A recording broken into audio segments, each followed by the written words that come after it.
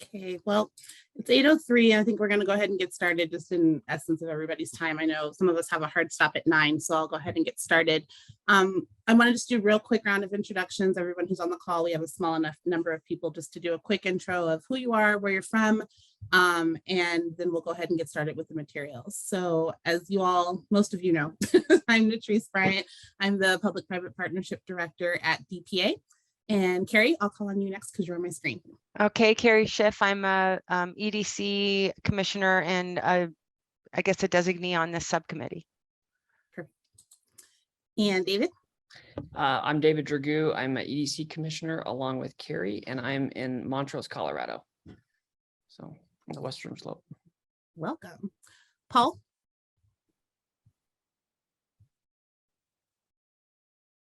Paul Smith, if you're able to unmute.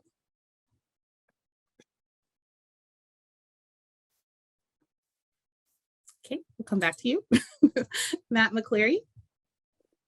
Good morning, everyone. Matt McCleary from WT Partnership. We're technical P3 advisors. Our COO, Matt Brown, lives there in Denver. I'm actually calling in this morning from Phoenix. Welcome, Matt. Jeff? Hey, good morning, everybody. Jeff Kraft, Deputy Director OEdit, and work on just staffing the full EDC. So always interested to see what our subcommittees are doing and support Natrice. Thanks, Jeff. Paul, I saw you on mute again. Yeah, sorry about that. Paul Smith, Department of Corrections, Correctional Industries, Associate Director. So just curious of how we could use this in our area. So thank you. Sorry about the no problem. Car background noise. No problem at all. It's early. Stephen Hughes. Good morning, Stephen Hughes. I'm the finance manager for CI. I work with Paul with the Department of Corrections. Perfect. Welcome. And Virginia. Virginia Davis, OEdit staff. Good morning. Good morning, everyone. Well, thank you all for joining us today. We're going to go through pretty quickly the website. I wanted to quickly share with you what that looks like. As you all know, I sent out an email earlier this week. I feel like our days just kind of meshed together, but we did launch the website, so we're super excited about that. I'm going to go ahead and put the link in the chat so everybody can see it. But quickly going to go through what the website looks like. And then also, of course, if there's ever anything that we'll be posting, like the recordings, we'll also have the agendas posted a week in advance on this website. So you're going to be able to see all of the information as necessary. As we take a couple of moments to go through the website, I just want to go through a couple of things as it relates to this site and then see if anyone has questions. So as you can see on the homepage, I don't know why you guys read there we go. As you can see on the homepage, we've got a quick introduction of how the office started, the information on the bill, and then also the definition through statute as to what we are supposed to be doing. You'll notice on the scroll bar that we're underneath DPA's Executive Director's Office as a unit. And then we also have an About Us page, which goes through each of the individuals that are on the subcommittee with your wonderful pictures and background, and then myself on there. We will be filling a program manager position, which I plan on posting in the next week or two. So I'll definitely keep you updated on that solicitation. Here you'll see our initiatives. Those are the 4 that are in statute. We will continue to keep that language as much as possible throughout the guideline document. So just want to make sure that we all are very clear on the 4 things that we can utilize land that is unutilized or underutilized in state government for these 4 purposes. You'll also see our objectives and goals. So it's easy just to click on expand all. It expands out all of what we've got here. For goals and objectives, they are duplicative of what is in the guideline document. So any edits that we make to the guideline document, we will also see those edits made on this page for consistency purposes. And then we have some additional resources. One that I want to highlight, obviously the guideline document is not live yet because we're still getting edits from you all, but then also getting edits from our Attorney General. So once those are completed, you will see that link appear live. One of the additional resources that I think is really cool is the state unutilized and underutilized property form. So for example, if an agency or an individual or an organization wants to know what land is available for use by the state, you can actually click on this link and it takes you to a form. Let me see if I can, there we go. And then you actually fill this form out with your name, your information, address, the geographic areas that you're interested in. So you'll put that information into the document, and then you click those boxes. So we did it so that you can see which counties are involved in those particular areas, and then we can send you any type of land. You'll also need to put the intended use of the land. So if it's one of the four, so health, early child care, behavioral health, mental health, affordable housing, and broadband. And then you'll also see up here, there's also a renewable energies use that can actually be added. And that is something that was added through the architect's office, that it was in their purview of something that we could utilize the land for. And then you'll have specific property addresses if you know what that is, and then your intended interest if you want to purchase or do a long-term lease. And then you click on submit in the time frame that you want to have that project committed. You click submit. Our state architect actually pulls that information, and then we'll send it either directly back to you, or if it comes through me, if you have a question about, hey, Natrice, what do we have in the Boulder area? I can send over that request for you, and then I will send you back the information so that we can start discussions on what land is available. I'll pause for a moment to see if there's any questions. Okay, hearing none. And then of course we have our statute, because that's something that's important, so everyone knows what exactly it is that we're operating under. This particular form right here is where you can submit a proposal. So this link is live. So you would be able to click on the link and then it takes you to the proposal document. So here it has a brief introduction, and then you download this Word document in order to start the form. The reason that we had this downloadable document is because in the past we've heard from small businesses and organizations that sometimes it's cumbersome to be able to submit any type of application to the state. And so what we did is you made it easy to download the Word document. And then you fill in the highlighted areas that you can see here. And then you fill in where it says replace me. You literally click in that information and type it in. And then you answer all of the questions, do a file, save as, and then you re-upload it back. When you go to this page, you can start form. And then it asks some quick demographic information, your name of your organization, address, your tax ID. Here we made some of these optional because it depends on who you are as the proposer. It might be a state department, so you can go through and select your state department. So we have Department of Corrections on here. They would select that they're part of the Department of Corrections, and they're right there. If it's not a state agency, they'll need to put information in regard to if they're a nonprofit organization or they're a business organization, and then the contact name, email, and contact address. You go to the next page, there it goes, let me do it. Then you put your proposed project, the location of where you want to go, who that current owner is, and that information would be sent to you. If you submit through the document that I showed you before, you'll know who the owner of that property is. If it's the state of Colorado, one of the state agencies, we would have had that conversation with you, so you'll know who that current owner is. And then you'll do your executive summary. The executive summary through our guidelines will be public information. So any information that's proprietary, I would recommend, and we'll go through this with the proposer, the executive summary of the proposed project is public information. So that would be posted. You will be able to see it. It is queryable. So those are all details that we want to make sure that people understand. So don't put proprietary information in your executive summary if you don't want people to know about it, because that is something that we will publish as public information. And then, oh, go ahead. I thought I heard the question. Yep. And then you'll be able to upload your files, the Word document, any operational plans, a map of your proposed location, any drawings or pictures that you want to upload, and then any other documents, architectural drawings, additional information that wasn't added, and then you can click submit. You will get a notification that lets you know that we've received it, and then how we have it set up is that within 60 days of receipt, I do need to bring that project to this subcommittee for review and discussion on the project. We will go through it internally within the unit. So myself, the program manager, additional real estate staff, additional staff from DPA, and go through the project prior to submitting it and bringing it to the subcommittee for review. And this is kind of a question where I want to pause and kind of think through specifically with Carrie and David, is that if we decide within the unit between myself, the program manager, executive director, deputy executive director, that the project's not really a P3 project, do you all want to still hear about it? Because it was a submission. I think we would only bring you projects that we Yeah, decided. I would find it helpful to know why a project was turned away. I don't think, from my perspective, it needs to be a deep dive of any kind. But it might help you to have, kind of let us know in a sort of post-mortem fashion. It will help educate us as we're going through and helping you, in our role, oversight role, or not oversight, but feedback role for the projects that are coming through.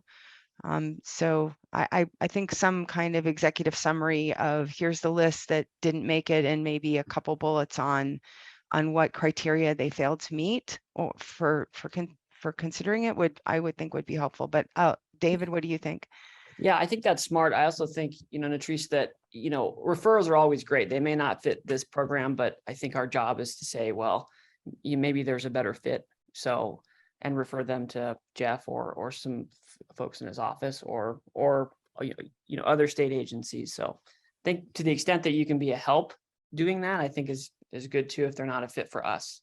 So I think that's where we could help. If you say, well, this project came, we didn't think it was a good fit, but here's what we did. And we referred them to, GoCo or CPW or something, right? For example. Okay, perfect. Hey, Trace, this is Simon. Yes. Hi, Simon. Hi. I'm sorry I joined a little bit late, but I'm trying to make the connection back.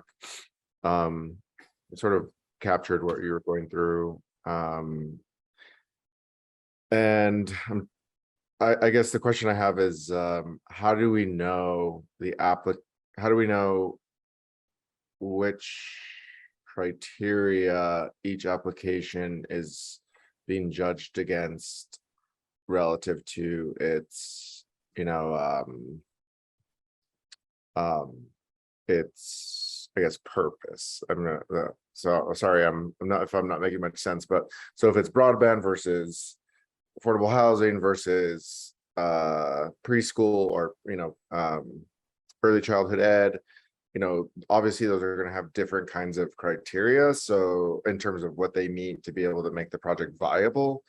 And how are we going to know that how you're judging those against those criteria? Does that make sense? Yeah, it does make sense. So I will bring you the project criteria form as soon as we're done with the guidelines. So I want to create our guidelines, make sure that we're all on board with what those look like, and then we'll create the grading criteria in which we will look at and run that by you all, probably in our next meeting. If we can get feedback from the AG's office and get through our guidelines today, we would bring those project criteria forms to you all so that you know what we're grading it off of.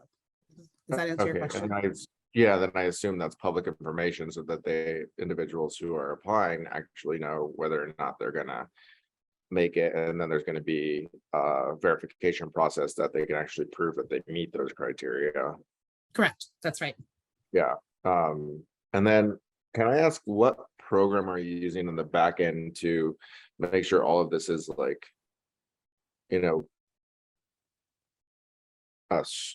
is it where it's, what program are you using to be able to create this sort of application process? I'm just curious. It's through SIPA, it's AccessGov. So the Access document, it's the AccessGov template that SIPA uses for project submission. And so that's what the backend document is. Yeah, I was just trying to think of a way of streamlining the Word document process, because it seemed a little bit cumbersome in terms of, but that's more of a technology issue, but just maybe in terms of streamlining, and I'm not sure if there's budget for that, but probably something to consider if we're trying to make things as simple as possible, both for your team and for those who are applying. We can look into that. I think the one reason we used it as Word is because some of the feedback we had received from stakeholders and individuals who had applied for grants and things like that previously is that if they don't have access to whatever file set that we're putting out there, it becomes difficult for them to submit it. So we figured Word was an easy way to do it, but we can definitely make it a more simple document. The thing is, if we use Google, the uploading of those individual like photos and pictures and things like that, it's not user friendly when it comes to uploading, and it also is not guaranteed that it'll save. So that's why we chose AccessStab. Yeah, no, I trust your judgment. I just was thinking of like trying to put myself in their shoes, but yeah, that's all. Okay, perfect. And we're always open to making edits. If we get feedback that the document becomes cumbersome, then we'll bring it back and we'll take a look at it. Any other comments? Yeah, Natrice, just a question here. It's pretty clear in the bill that the state wants to dispose of, real property here or to partner, right? In the sense that's why the P3 exists. But what are you going to accept any applications for non-sale or disposition of real property? And just a question. We can. I think that that's up to discussion from this committee as to whether or not that project makes sense. Obviously, we wouldn't sell all of our land. We probably would do some sort of ground lease on it, but we will see what makes most sense and is for the best use of the state from those 4 criteria areas that are listed in the bill. I haven't received any yet, so I think that that'll be something that we'll cross that bridge when we come. But I think in the guideline document, we do want to make it loosely stated that we could accept either for unutilized or underutilized property, whether it's for lease, sale, or construction. And then if there's additional parcels, let's say an organization comes to us and it's not a state parcel, it's, I don't know, another parcel like school district or something like that, I think we would consider those, but we would bring those projects to this committee and see if it makes sense, because obviously our $15 million, we can generate revenue from that through our state land. Unless there's a way for us to generate revenue in another project, I think that's something we would have to have for discussion. Gotcha. So I guess the other part of the question was, are we considering any non-leasing or sale projects? Like, in other words, if there's just a public-private partnership project, say like, in Carey's district, that's the school district wants to work with early childhood education and one's public, one's private, they're just trying to build another facility on private property. I mean, is that something that we'd consider? We could, but I think if we're going to finance it, or if they're asking for any gap funding, we would need to consider what the state would gain back from that project through that partnership. Gotcha. If there's some sort of benefit. So we'd have to figure out a way to measure the return on the investment, if you will. We would need to look at it on an individual basis, I think. So it's not necessarily just focused on underutilized state assets. No, but that's our primary focus. Primary focus, but not exclusive. Correct. Any other questions? Okay, we'll get through the website quickly. I'm sorry. Then if you click here, you go to our collaboration team. You see us, you see me, and you see you all. So it's expanding. There's your pictures. There's everybody. If you don't like your picture, you can change it. If you don't like your description, let me know and we'll switch it out. So that way everyone knows who's participating on the subcommittee. Okay. And then of course we'll have additional language as things start to pass through. We'll also have some slider images of projects that we have. And so you'll see on the home page, our landing page, eventually we will have some of these slider images be actual projects that we're working on. But for now we have some very easy slider images. This is an accessible website, so you can pause it. You can go through it. And of course, you've got broadband, early childcare, behavioral and mental health. And then this is the cityscape, but we can also put housing in there as well. And so those will be slider images that slide through. There we go. Now it's working. You can see those things happening. Any questions on the website? Concerns? You don't like your picture? Nope. Okay. All right. So the next item on the agenda is going to be the guideline document. And so I received some comments from Carey. I also received comments from other people that we can go through line by line, but in the general consensus, I wanted to kind of pause and see if there's any major concerns that we need to address right up front, or if we can go through line by line and kind of answer the questions that we've received. Were you all okay with the document? I want to make sure that there's consistency. I think I made that comment in my feedback that because whenever, these are the documents that we're going to be defending ourselves with and the decisions that are made. So consistency around requirements and rules as they're applied throughout is, I think, really important in a document like this. And then I had more just sort of higher level comments, like the treatment of when we have an unsolicited proposals, will we also submit them to a solicitation process for kind of a competitive view of a particular asset, questions like that. So I don't know if you want to cover those in the review that you were proposing, or how you want to handle. Whoops, that did not work the way. Oh, there we go. Okay, so I'm going to look over here because that's where my document is, but I know you all are over here. So I want to go through the general comments that you had, Carrie, because there is some things that I wanted to cover in regard to some of the statements that you have in here. So one, yes, I agree. We need to have consistency in how we talk about those projects. Are you all seeing my screen that says P3 collaboration? Okay, you're not seeing my calendar because I see my calendar for some reason. All right, perfect. So as we scroll down, the reason that everything is in red is because I'm going to make changes to those based on comments that we have. So it's not going to be finalized yet. To answer your question, Carrie, yes, we need to have consistency through the document on how we're talking about these projects. So here, I think, is where we first started with that particular question. The initiatives in statute are increased behavioral health capacity, affordable housing development, increased access to childcare services, which is how it's listed in statute. If under Article 94, subsection C, it says increased behavioral health capacity, broadband deployment, affordable housing deployment, and childcare services. So I put increased access to childcare services because unless we want to keep childcare services very broadly stated, we're trying to increase the access to it. I don't know if that makes sense to everybody. Yeah, I was reading, when I read the statute, there's a lot more in the statute, I thought, around childcare services that was a little broad. I thought broader, but then I spun myself around on whether or not increased access was broad enough. Mm-hmm. I started thinking, oh, well, is it enough what if somebody just said, well, just, get a fleet of vans to get access to the childcare that's not in your neighborhood, get those kids somewhere else. Like, is that what we're talking about with access, or is it really making sure there are more facilities, that there's more availability at existing facilities, meaning more capacity at existing facilities? Like, I don't know. I just want to make sure that it's not too narrow. And I felt like there was a little more scope in the statute as I read it. And access and affordability are two different things. Yeah. Just on that same vein.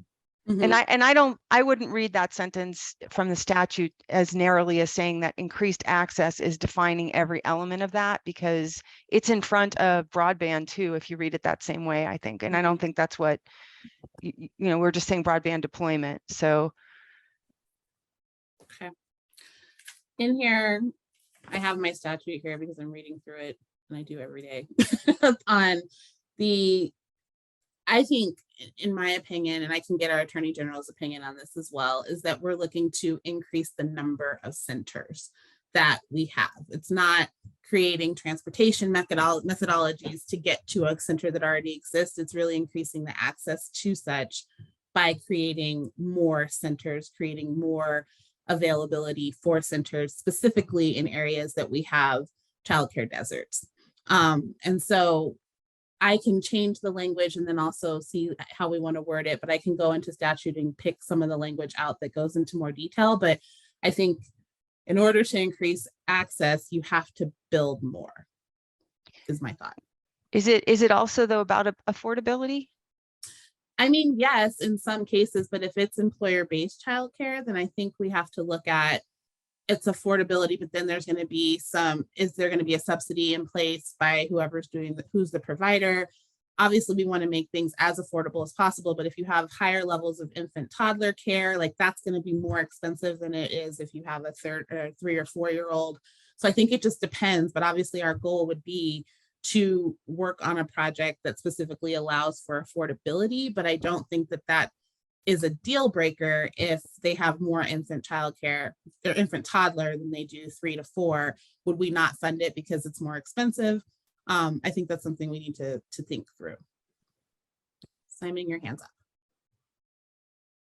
Yeah, so this is where this, this becomes a little more of a challenge, because I would venture to say, I can speak for myself, but I'll venture to say that, this group is they're not experts on what is access, what does affordability mean in the childcare space. And so it's I think Carrie's right that we should probably,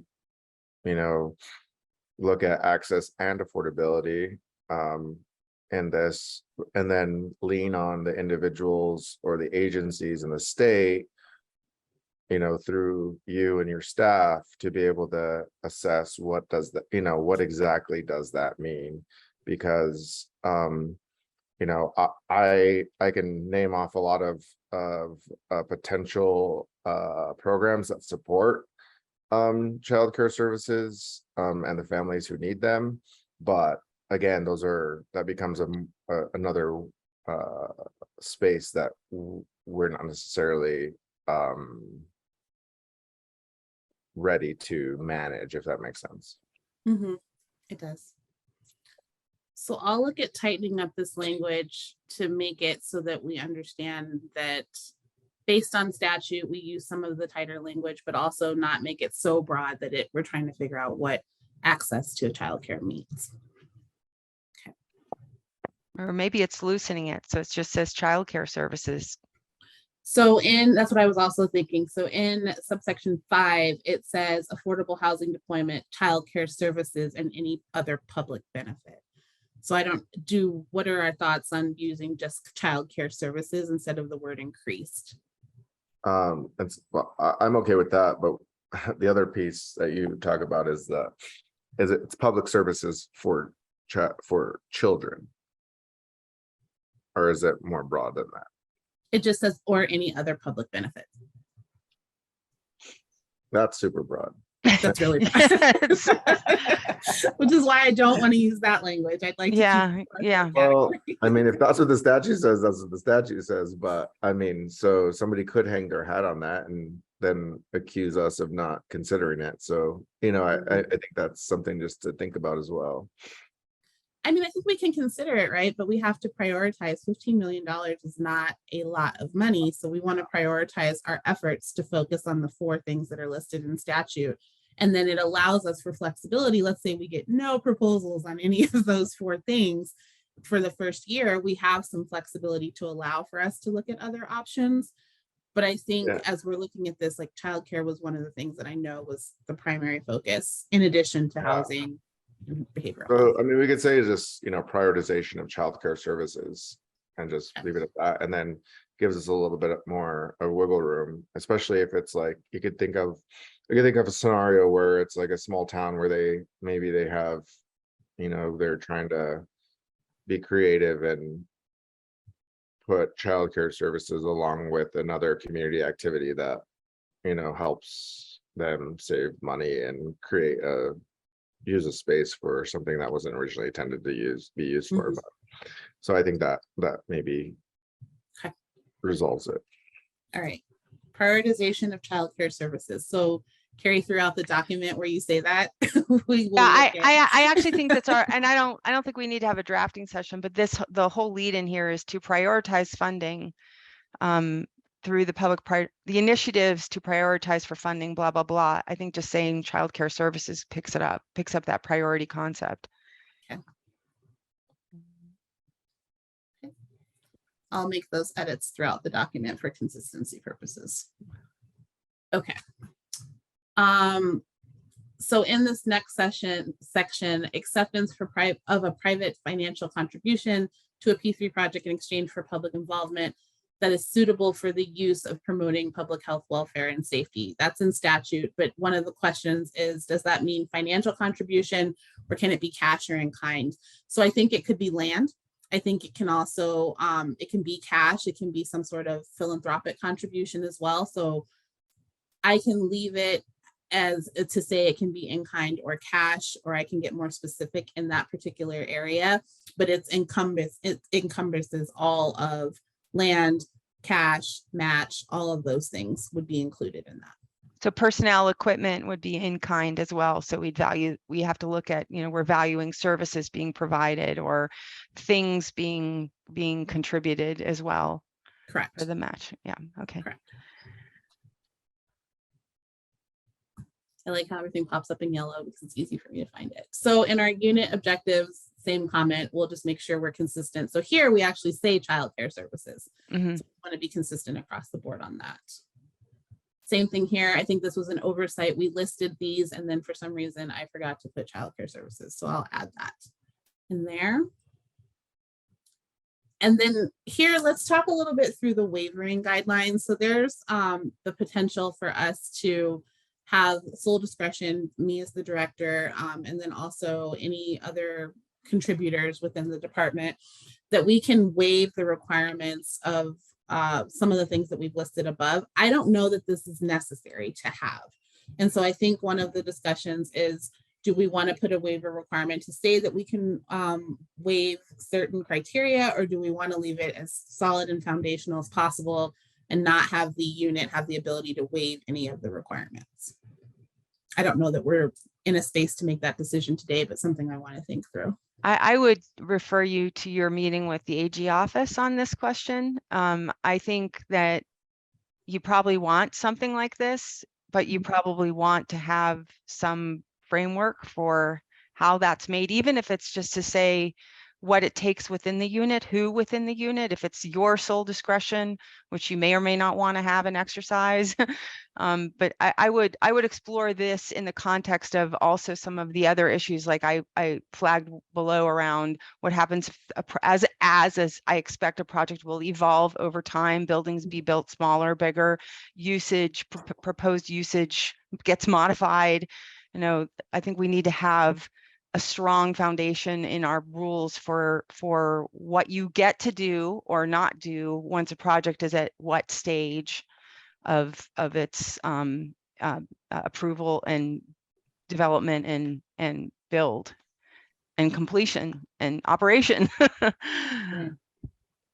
But I think this is one for the AG's office to give guidance on. Okay. Any other comments on that part? No, I agree that I think that this could be really good or it could be a problem. So I agree and you with can have it and you might not want to use it. And you may need to use it because you used it before. Right. Simon, did you have anything you wanted to add? I saw you on mute. No, I agree with Carrie. Okay, perfect. We'll get some more clarification on that and I'll provide information back to you all on how we do this. So here, there's a comment on bullet number 2 under the subcommittee members. And it goes through and it basically states that the primary focus of the subcommittee. So I wanted to ensure that we knew what our goal was here, like what we're doing and how we're doing it.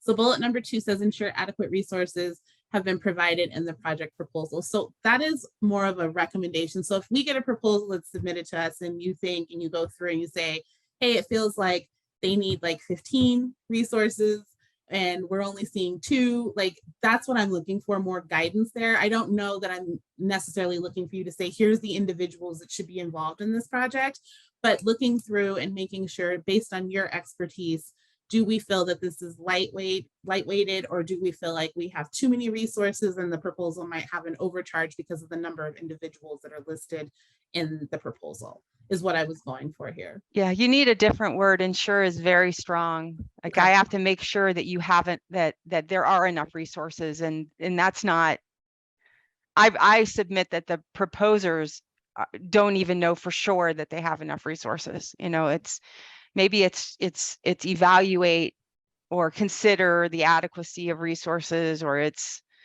provide feedback on, it's something like that, but not ensure the adequacy of resources. That's a big ask.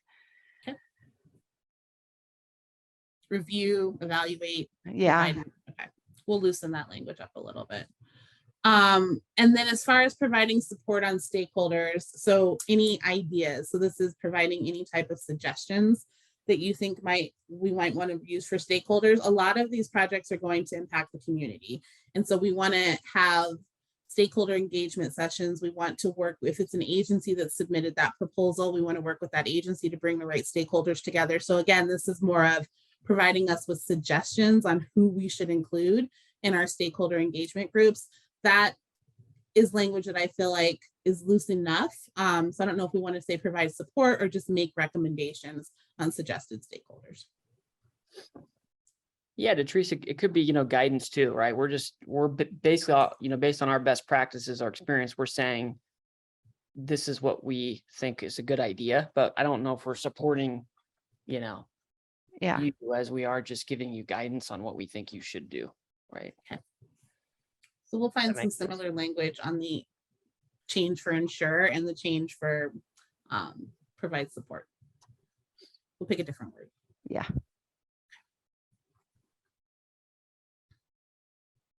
So on this next point, it's the last bullet under the on page 8 that says review anticipated uses of state property that is for lease, sale, or contract for a proposed P3 project. So in the project proposal, there's a section that says what they're going to use that for.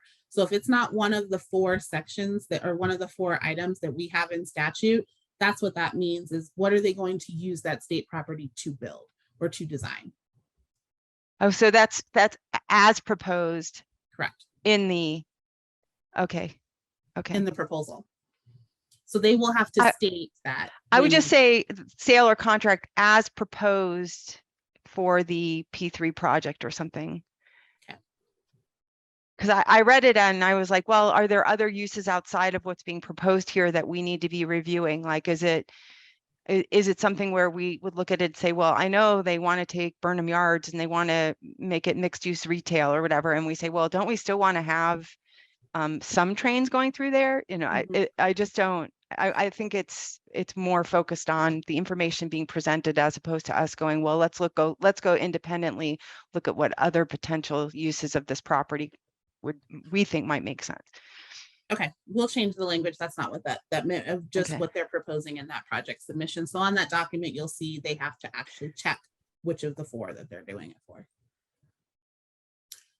This was a comment that talked about us needing interim meetings, so I'll easily add that. If we have monthly meetings that we'll work through, but if we have an emergency meeting that we need to schedule, we'll just go ahead and add that. So I'll make that addition, Carrie and team, on there might be a need for us to have additional meetings as necessary. Scrolling through the definitions. The finance number 10, how we define finance. Yes, that will be in kind or also cash. So I'll make sure that that language is consistent with what we talked about when we went through and discussed what the proposer could be bringing to the table, whether it's land, cash, resources. So I'll make sure that's consistent.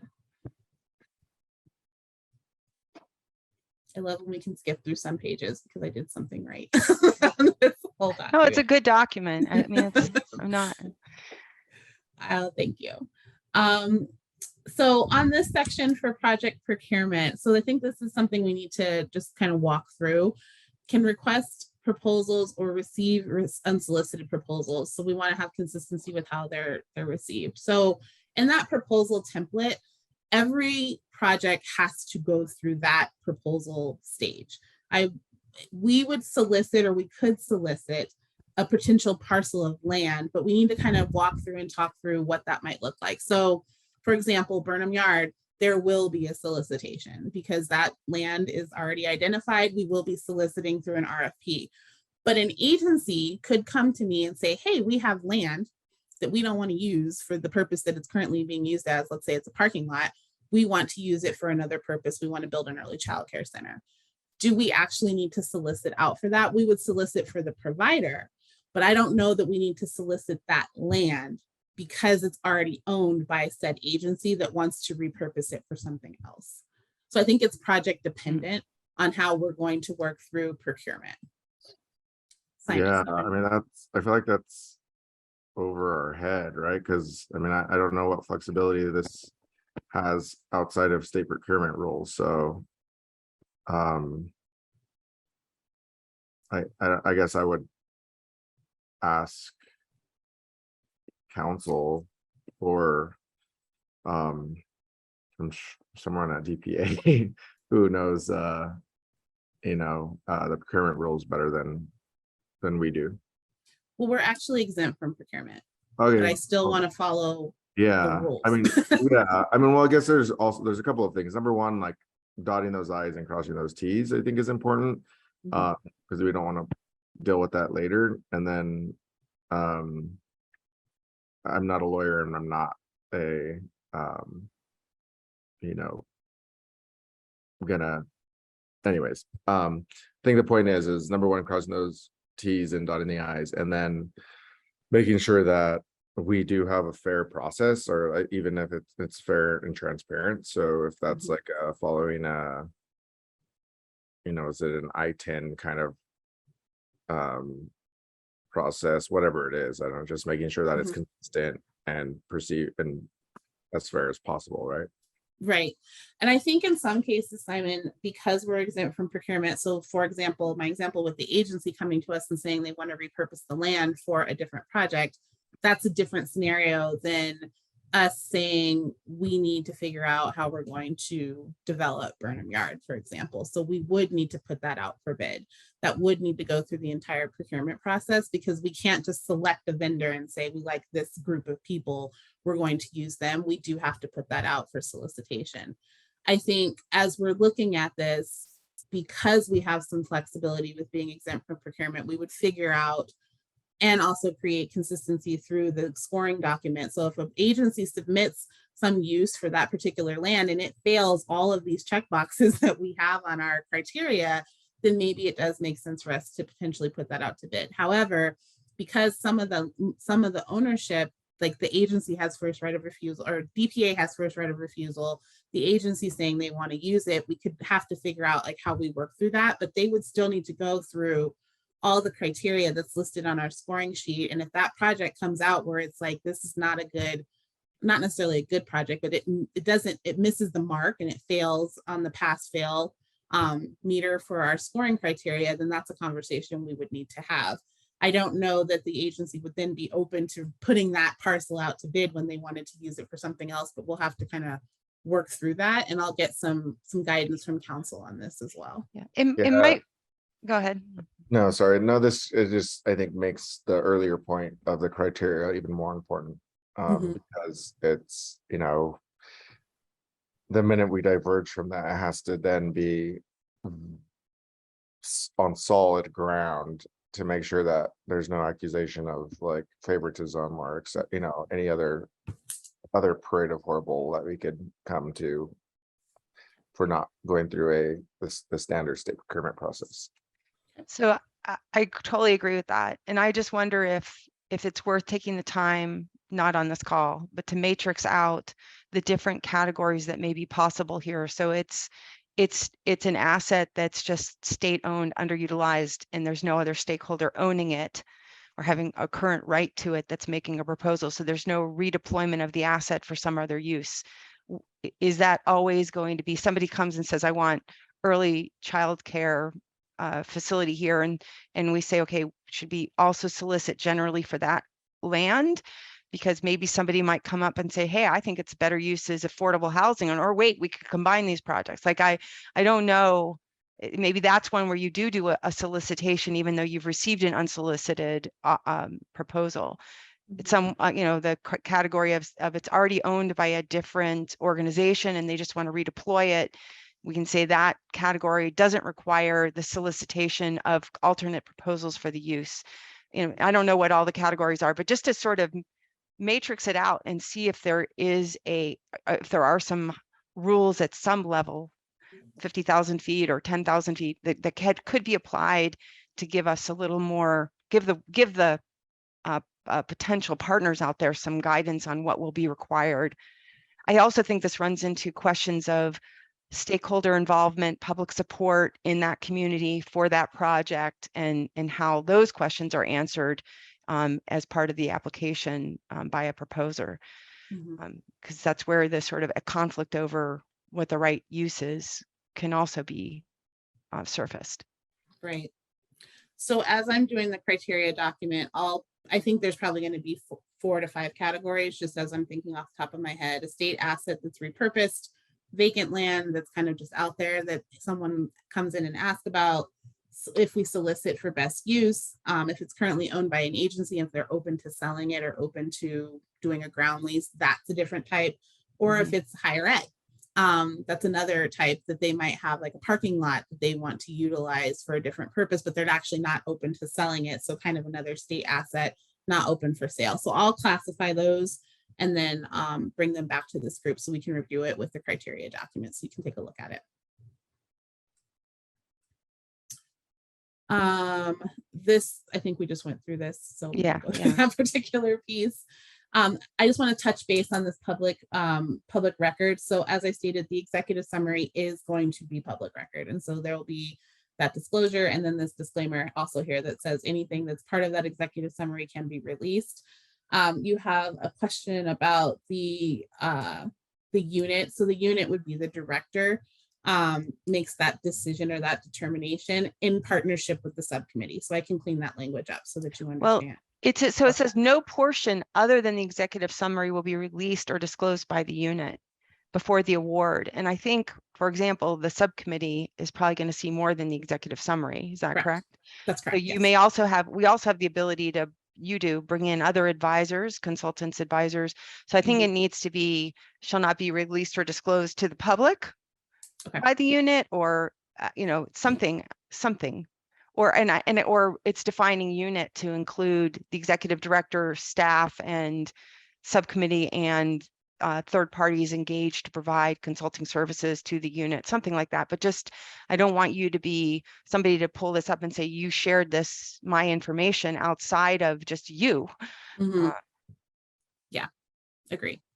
And then in that, I need to clean up the statute as well, because that's where our release of public information actually comes from. So I will make some edits there and bring that back. Yeah, Natrice, I'm going to chat this to you so everyone can see it, but this is what the Colorado State Land Board has used. I've worked with them previously, so I changed the word P3 from Colorado State Land Board. So they get a lot of proposals to buy and sell assets, right? And so a lot of it's subject to CORA, but they make some exceptions based on specific items. So that may help people be more forthcoming in their executive summaries or the details of their application specifically. And that's the exact language that they use. So, okay, perfect. I will use that. Thank you. This one, same comment as above. So we talked about that. So this cost component. So I just want to be clear on this one. I still need to get approval on whether or not we can charge what we're calling a consideration payment. And so this would be for unsolicited proposals. And the reason I have these costs in here is we have $15 million. If we scroll down to this area, none of this is in statute, Carrie, but these are dollar amounts that we came up with. So if you're asking for $10 million or more, I would like to charge a consideration payment. It's going to take time, staff time to read through this. The idea that $10 million is more than half of what we have to offer. I think that there's an opportunity for us to charge that consideration payment. I know that there are other P3 offices, even including CTIO, which is the Colorado Transportation Group.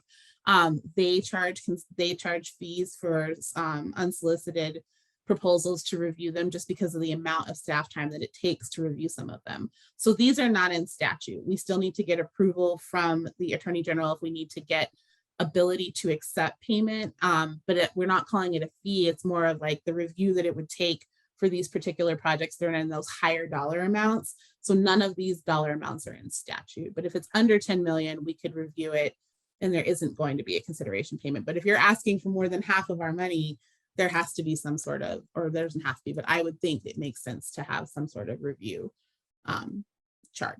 I support the request for consideration. I think it helps to ensure that people are serious. I don't know how these amounts compare with amounts charged, like as you said, that Department of Transportation or whoever else. But they just seem obscenely low given the amount of work that your groups can have to do. So I would just test, if you can do this, do it and make sure that you're asking for enough. Right. What I did with the amount is took the hourly rate of a program manager and kind of multiplied it times the hours that I think it would take to review some of these. We can go through and make changes. They are lower than what other organizations charge. So we can go through and kind of make edits to those dollar amounts, but I put them in as placeholders, and we will get approval or not from our AG and whether or not we can charge that fee. And I can make adjustments on that on the document as needed. I just would assume it's going to take a lot longer than you think. I know. We can change those amounts Yeah. and put them, but they won't be in statute because they're not listed in statute. Okay. But we can do that. Okay. The public input process here, and I know we're running out of time, so I'm going to try to go through this a little bit quicker. The public input process, and we can also carry this over to October's meeting. So in here, it states, why is public input optional?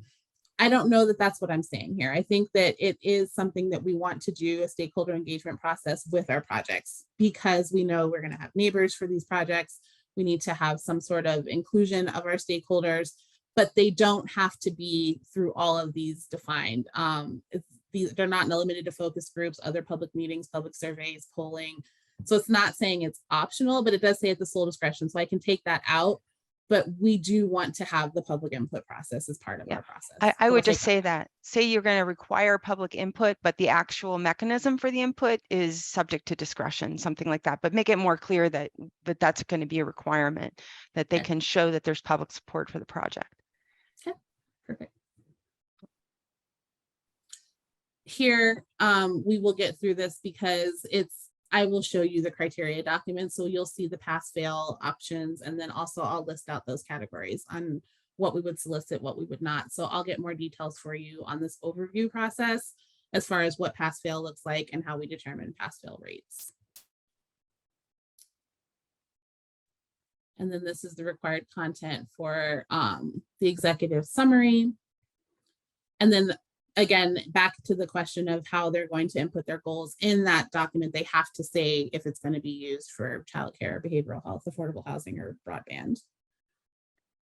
I would you might just make reference to the priorities. I mean, you could, so you don't have to keep listing every one of them. You can define it as these are our priorities, and then it's, you know, that address the priorities and provide economic and social value or public benefit. Or I just think we need to be very clear. This is part of that consistency, that the criteria has to relate, it has to cover, somehow address those priorities.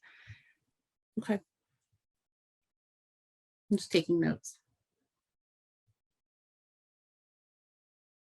That's covered.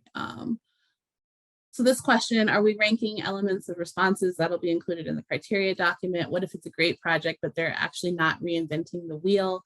If there's no innovative thinking, do we pass the project? So I think that'll be addressed in the criteria documents. Okay. Well, I know that'll be addressed, so I'll make sure we put those together.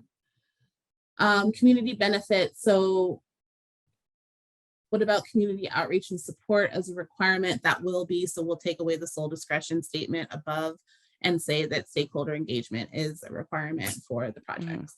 Outreach will be required. Profile. So we're looking at qualifications of the proposer and any subcontractors that are doing the work. Any other requirements, public money. So we want them to report whether they're a minority-owned business, veteran-owned, et cetera. So that would be part of the questionnaire and the criteria document that we can put together. Is, are they bringing some sort of like benefit? We are looking at the equity and procurement concept. So we have an procurement equity office that's being created in DPA. And so we're working through like, what does that look like? Is it that we're opening up more solicitations to minority and women-owned businesses? How are we doing that outreach? So that's something that's still in the works of how we remove some of the barriers that are in place as far as when it comes to equity and procurement. But I can list that out a little bit in more detail, but in the criteria document, maybe I just add that as a checkbox.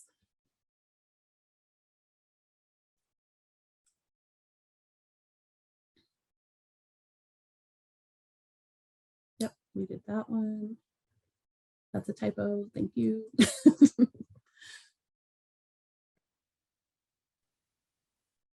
So this, I think I want, so the technical proposal that looks at like all the technical information on where they're going to do something, how they're, the timeline of completion, the details there.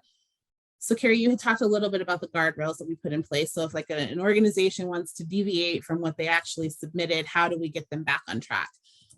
I feel like there is definitely a need to, if there's going to be something that deviates from the original proposal, we bring it back through, because we have to then take, after this committee reviews information for the proposal, I then have to take it to the CDC, who then has to say, yes, green light, we can use the state land for this, or no, we're not approving it.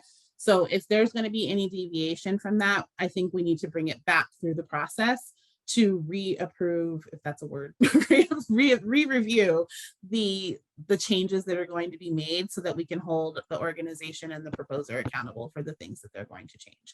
Because we have so many things that we have to get approved by CDC and by this the subcommittee for review, I think we would require it to come back through the process. So you really need to make sure this is like, you have a whole meeting with the AG's office on this issue of guardrails and on what consequences can we impose at different points in the process, because we know for sure things will change. And if you, for example, agree to, we enter into a contract to sell property, it's sold. Mm-hmm. Do we have burden burden the transfer of the property with certain usage requirements for that property? And what happens when they breach that contract? Do we just get the whole project back? Like it's and I had highlighted to Natrice in my cover note to her that I'd gone through the audit of the RTA program, and we were really grilled on, from the, the EDC oversight of the RTA project, what consequences were we imposing on these projects when they weren't fulfilling whatever their original proposal was. And so that's where we really started to increase the use of guardrails in our approval process. And we focused a lot on what the consequences were. So for us in that project, it was really about turning off the TIF funding that they would get. And so here there's a lot more flexibility in what these projects could look like in terms of how they're being transacted and what they're being used for. Broadband's going to be different from a child care situation and so on. So having a really clear idea of what happens when things don't go the way we planned is going to be important. And that also includes, I think, and I say it later, things like timing. We sell this now and then it gets, I don't know, it's 10 years from now and they still haven't built it for whatever reason, the economy, the whatever.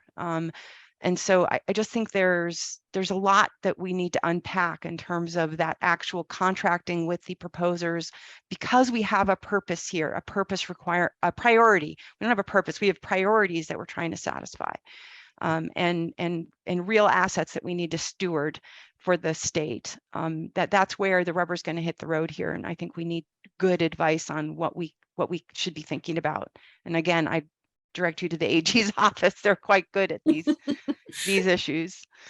Yes, absolutely. I think there's a couple of things. Well, one, if we're not selling it, we can kind of control it a little bit more because we still own the lease, right? Right. There's also deed restrictions we can put if we're selling it, that it must be used for X purpose.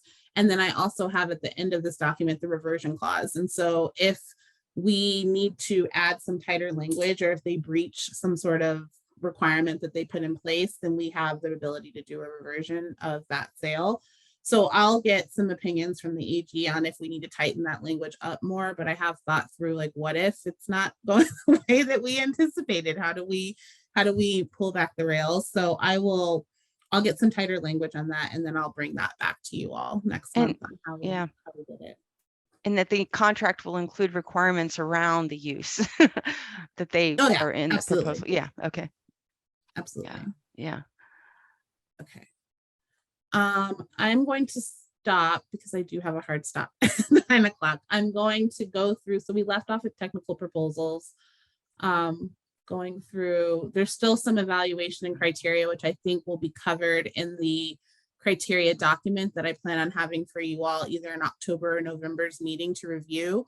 So I'm going to take your comments, Carrie, and team, if you have any other additional comments that you wanted to submit, please send them over to me via email. I will send all of that over to the AG's office and we'll bring this document back to the group in October to go through any changes that we might need to make. So there's going to be a couple of reviews to this. It's not going to be over today, sorry, but we're going to be reviewing it on an ongoing basis. And then next month or in November, what I'll have is the criteria document for you to review. I'll get that to you at least 2 weeks prior to the meeting so you can review and again, make any comments. But I'm going to stop because the evaluation criteria will be covered in the evaluation criteria document that I'm going to create. So we'll bring it back to the group to have a deeper conversation and we'll have some additional tightened up language from the AG for October and November's meeting. Who's your AG? You broke up, Simon. Who's your AG? Lori Ann Knudsen. Okay. I don't know her background, but she might touch base with Leanne just as it relates to what Carrie is about. 1000% agree. Perfect. And I've also had the AG for CTIO take a look at the document as well. So we've got multiple eyes on this from the AG's office from different perspectives. So I'll have her reach out to Leanne as well. Best law firm in the world. Yay. Okay. For our next meeting, I know we had discussed, this one got thrown off a little bit because I messed up on my timing, but we discussed the Tuesday prior to EDC meetings for our meetings. So what we'll do is I'll send out a calendar. I'll work with Virginia to get a calendar invite sent out this week for next month's meeting. And then we'll keep it as the Tuesday prior to EDC meetings so that you all don't have too much. I don't know if 8 or 10 works better. So we'll send out a little poll. We had the last meeting at 10, so we might do 10 to 11, but we may need to make this one a little bit longer because we'll be reviewing a bigger document. Okay. All right. Thank you. Thank you, Natrice. Thanks for all your Thank hard you work all. on this. No Patrice, have a good problem. day. Take care. Bye. Bye-bye. Bye. Thank you.